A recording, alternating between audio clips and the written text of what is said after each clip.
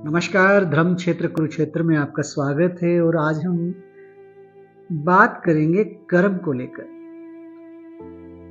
कर्म जो है वो प्रधान है, मतलब कर्म के बगैर इस दुनिया में ना कोई प्राणी रह सकता है, कर्म के बगैर ना कोई संत रह सकता है, कर्म के बगैर ना कोई पक्षी रह सकता है और कर्म के बगैर ना कोई पशु रह सकता है।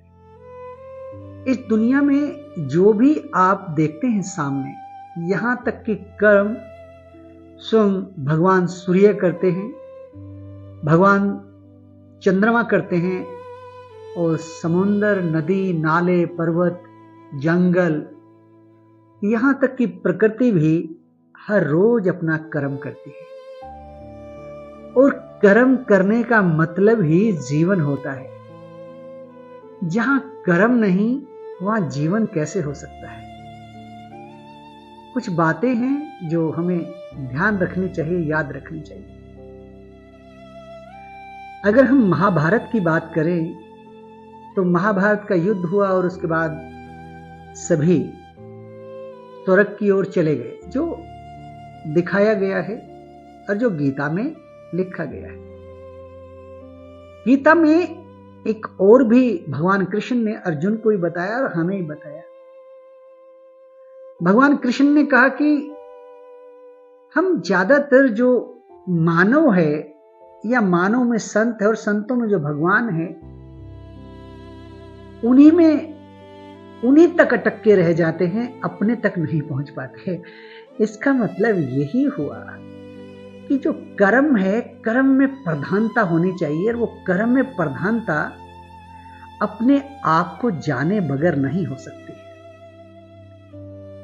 दूसरा, प्रकृति बिल्कुल सामने दिखाती है कि जहां सूर्य है वहां चंद्रमा भी आता है, जहां गर्मी है वहां सर्दी भी आती है, जहां सुख है वहां दुख जन्म लेता है, जहां दुख है वहां सुख भी जन्म लेता है।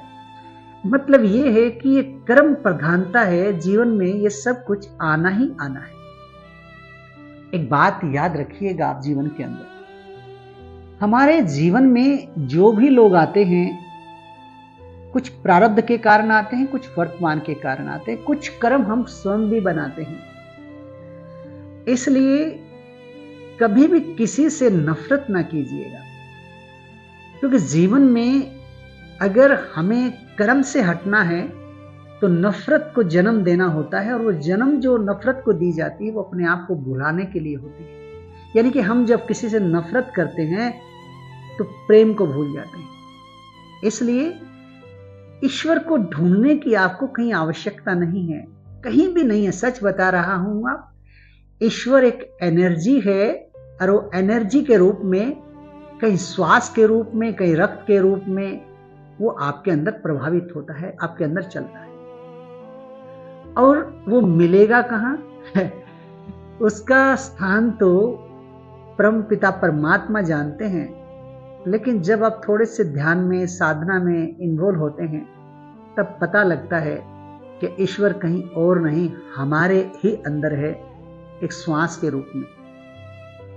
आप श्वास जितना आराम से लेते हैं और श्वास पर जितना ध्यान देना शुरू करते हैं, उस एनर्जी पर भी धीरे धीरे ध्यान शुरू हो जाता है और आप अपने आप को जानना शुरू कर देते हैं। इसलिए जो आपको छोड़ के चले जाते हैं या आपकी मित्रता जिनसे खत्म हो जाती है या समाप्त हो जाती है, उनकी दोस्ती, उनका दोस्ताना यहीं तक था, ऐसे लेके चलिएगा और उन्हें माफ कर दीजिएगा।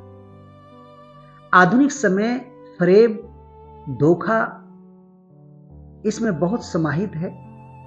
आपको कलयुग में धोखा भी मिलेगा, लोग झूठ भी बोलेंगे, अचानक कोई जीवन में आएगा, छोड़ के चला जाएगा। ये सब आपके भलाई के लिए है, आपके कल्याण के लिए। जो भी चला जाता है उनको धन्यवाद दीजिए कि उनका दोस्ती यहीं तक थी। आप समझ नहीं सकते हैं इस दुनिया को, इस माया को। ये सब माया का जाल है। हाथ को हाथ छोड़ जाता है इंसान तो बहुत बड़ी बात है।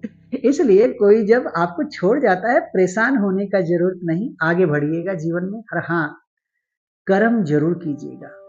धर्म क्षेत्र है, कुरुक्षेत्र है, और आज भी जो कुरुक्षेत्र है वो हमारे इस मानव शरीर में चलता है, वो महाभारत का युद्ध। इसलिए कहते हैं एक युद्ध अपने विरुद्ध।